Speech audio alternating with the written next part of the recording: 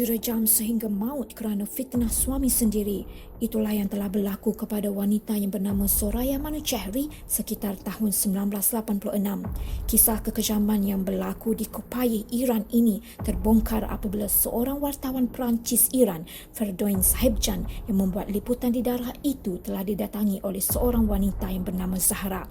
Zahra merupakan ibu saudara kepada Soraya, telah berusaha sedaya upaya untuk menceritakan kisah yang berlaku kepada Soraya agar diketahui dunia mengenai ketidakadilan yang berlaku kepada anak saudaranya itu. Namun setiap kali Zahra cuba berusaha mendekati Sahibjan, beberapa orang cuba menghalang Zahra dari terus berkomunikasi dengan Sahibjan dan mereka telah meyakinkan bahawa Zahra merupakan seorang perempuan gila dan cerita yang keluar dari mulut Zahra tidak boleh dipercayai. Akibat keraguan dan rasa ingin tahu yang memuncak, Sahibjan nekat untuk mendengar cerita dari pihak Zahra. Sahibjan secara diam-diam telah mengunjungi rumah Zahra berdasarkan peta yang dilukiskan Zahra dan dilemparkan kepadanya sewaktu beliau berada di sebuah kafe. Ketika berada di rumah Zahra, Sahibjan telah mengambil keputusan merakam segala isi cerita yang keluar dari mulut Zahra. Soraya Manouchehri telah berkahwin dengan korban Ali dan telah dikurniakan 4 orang anak, 2 lelaki dan 2 perempuan. Walaupun mempunyai kehidupan rumah tangga yang tidak bahagia kerana sering dipukul dan didera suaminya, Soraya tetap terus bertahan. Setelah beberapa lama mendirikan rumah tangga, Ali mempunyai hasrat untuk berkahwin lagi dan kali ini dengan seorang gadis sunti yang hanya berusia 14 tahun. Mengikut adat di Iran, sebelum seseorang suami ingin berkahwin lagi, wang hantaran haruslah diberi atau dibayar terlebih dahulu kepada isteri dan kebenaran berkahwin lagi akan berlaku setelah isteri menerima wang hantaran tersebut. Namun, Ali tidak mempunyai kemampuan untuk membayar wang hantaran kepada isterinya kerana dia juga memerlukan wang hantaran untuk berkahwin dengan gadis 14 tahun itu. Akhirnya, Ali telah bersekongkol dengan 4 orang yang lain untuk memfitnah Soraya agar Ali terlepas dari membayar wang hantaran. Kisah tragis ini bermula apabila Ali dan Mullah, iaitu seorang imam dan 3 orang lain, telah membuat satu rancangan untuk memerangkap Soraya dan Hashim. Hashim yang merupakan salah seorang penduduk di kawasan setempat telah kehilangan isterinya akibat sakit. Hashim dan isterinya mempunyai seorang anak lelaki lembam yang diberi nama Mohsin. Selepas beberapa hari kehilangan isterinya, Hashim telah didatangi oleh Ali dan Mullah untuk membincangkan mengenai penjagaan Mohsin. Ali dan Mullah cuba meyakinkan Hashim bahawa anaknya Mohsin itu memerlukan perhatian dan perlu dijaga dengan sempurna, apatah lagi ketika Hashim keluar bekerja di bengkelnya. Setelah didesak, Hashim akhirnya bersetuju untuk menerima Soraya bekerja di rumahnya dan menjaga Mohsin sewaktu beliau keluar bekerja. Soraya akan datang ke rumah Hashim untuk memasak dan menjaga Mohsin ketika Hashim keluar bekerja. Bermula dari situ, Ali telah merancang untuk memfitnah Soraya dan Hashim melakukan zina. Soraya berkeras menafikan hal tersebut dan Hashim hanya bertindak mendiamkan diri kerana telah diugut bahawa Mohsin, anaknya, akan diapa-apakan. Namun, hukuman rejam telah ditetapkan ke atas Soraya tanpa sempat beliau membela diri. Keputusan rejam telah dijatuhkan ke atas Soraya kerana beliau dikatakan telah menggoda Hashim sehingga berlakunya zina.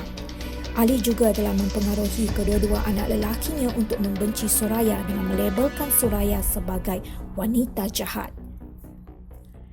Ibu bapa Soraya juga telah terpengaruh dengan fitnah dari Ali dan merelakan Soraya dihukum rejam.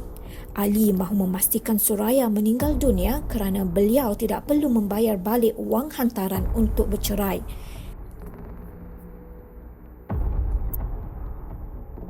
Pada pagi 15 Ogos 1986, Soraya telah dibawa oleh orang kampung ke satu kawasan lapang dan ditanam di dalam lubang yang telah digali sehingga ke paras dada.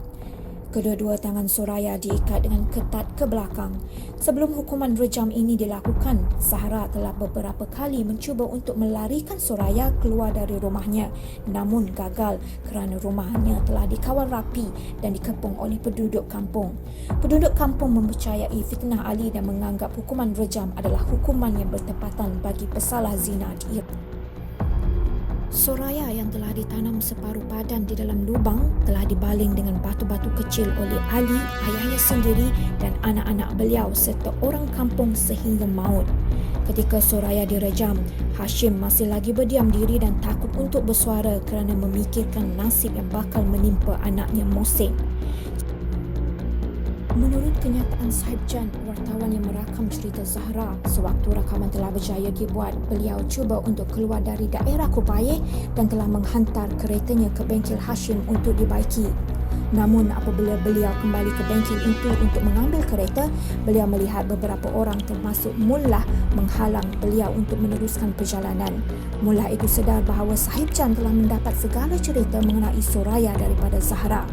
Mullah yang bimbang mengenai kes tersebut akan terbongkar, terus mengarahkan Sahib Jan untuk menyerahkan segala nota, kaset, perakan kaset dan segala yang ada di dalam beg Sahib Jan sebelum dibenarkan mengambil kereta.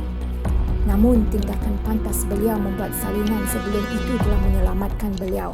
Akhirnya, Sahib Jan berjaya keluar dari Kupaye dengan membawa bukti rakaman suara Zahra yang menceritakan kekejaman yang telah berlaku kepada Soraya. Hashim juga menyesal dan telah menceritakan perkara sebenar kepada ketua kampung yang dikenali sebagai Ibrahim dan menyatakan bahawa beliau dipaksa untuk mengaku telah berzina dengan Soraya bagi memenuhi kehendak Ali untuk berkahwin lagi. Menurut laporan, setelah kematian Soraya, Ali tidak juga berkahwin dengan gadis yang berusia 14 tahun itu kerana mendapat tentangan daripada ibu bapa gadis tersebut. Kisah tragis ini telah berjaya diterbitkan dalam bentuk buku yang bertajuk The Stoning of Soraya M dan telah mencatatkan International Bestseller Book kerana ia menceritakan kisah benar yang berlaku kepada Soraya dan memfokuskan tentang hukuman rejam di Iran serta menuntut hak keadilan kepada wanita. Kisah Soraya ini juga telah difilmkan pada tahun 2009 dan telah dibekukan penayangannya di Iran buat beberapa ketika. Filem ini juga tidak ditayangkan di Iran dan dikeluarkan dari YouTube bagi menutup segala kekejaman yang berlaku dan tidak memberi tanggapan buruk dunia kepada sistem perundangan di Iran.